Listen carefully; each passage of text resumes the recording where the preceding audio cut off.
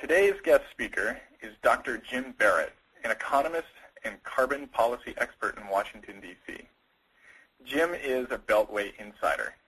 He studies policies and legislation on the horizon that are likely to affect your business and our whole economy in substantial ways.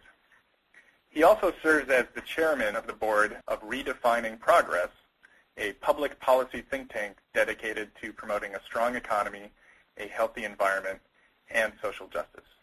Our topic today, an insider's business guide to emerging U.S. climate policies, couldn't be more timely, as the EPA exerts new authority over greenhouse gas emissions, and a cap-and-trade bill is beginning to pass through Congress.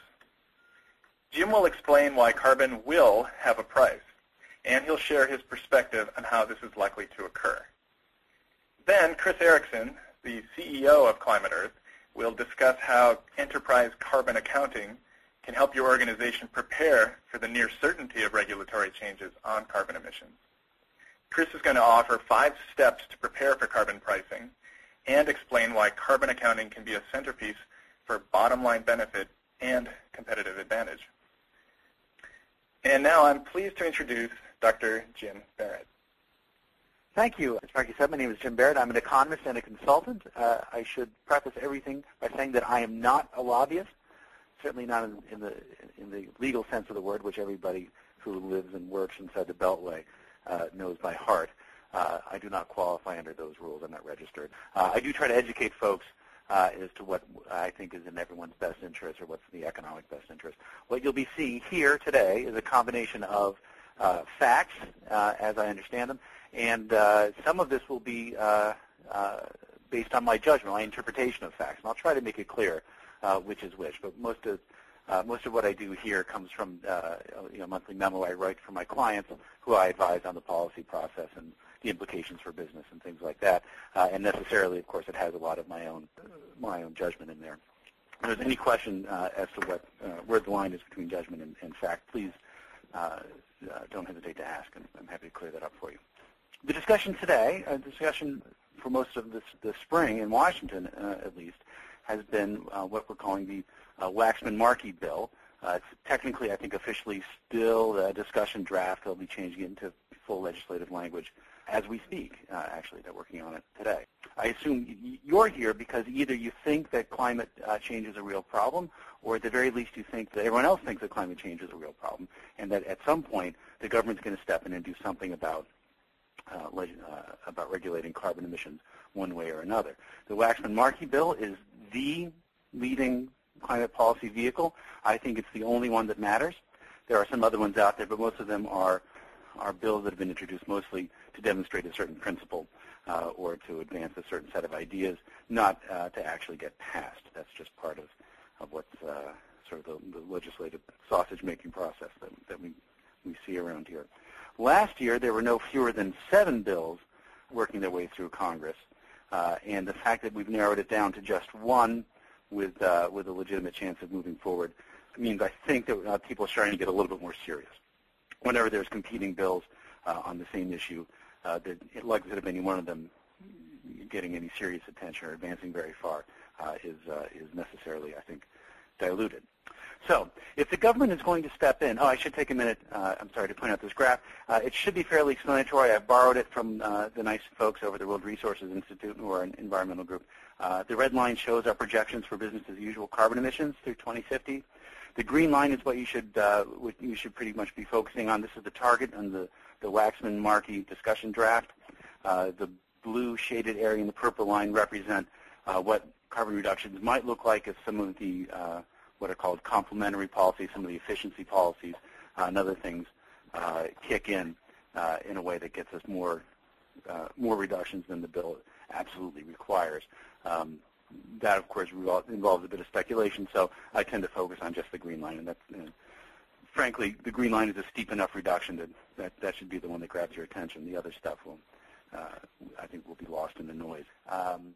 This will be roughly in the neighborhood of 2% reduction per year, which doesn't sound like a lot, but obviously by the time you get to 2050, it would represent a significant reduction in our total carbon emissions, somewhere in the area of, well, from current levels of roughly 7 billion tons getting us down to 3 from projected levels. A reduction of closer to 10 to 3 is a substantial change. It's going to alter the way we do almost everything.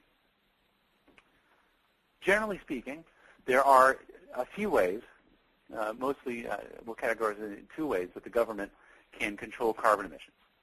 One is sort of the old-fashioned traditional environmental legislation that we call command and control, whereby the government simply says everybody has to install a certain type of equipment on their smokestack or use some other types of technology to reduce their emissions, and everybody must do this regardless of your situation, regardless of how much it costs. You can imagine that if we had such a thing, one does not exist currently, but if we had such a thing for carbon emissions, the government might require that everyone install something on their smokestack that reduces their carbon emissions by, say, 1/3.